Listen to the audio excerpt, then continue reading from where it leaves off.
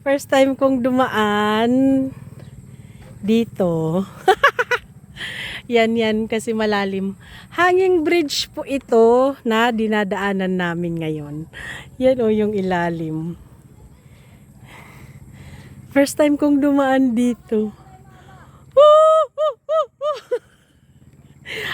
Pero alam nyo yung ilog na ito, dati nakaligo na ako dito. Pero doon sa dulo, hindi dito.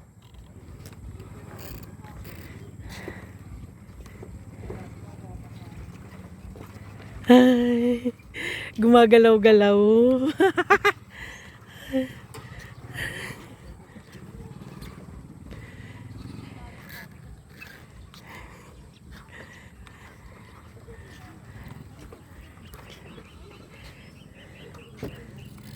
Ang labas nito ay San Joaquin at saka Cogon na Bridge. Medyo malapit lang din doon sa amin.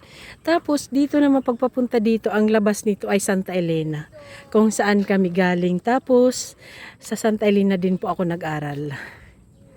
Kaya nakaligo na ako dito dahil marami kaming kamag-anak sa Santa Elena. Yung lola ko dati nakatira sa Santa Elena. Kaya yan.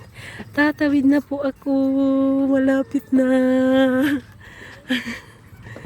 Parang gusto kong takbuhin.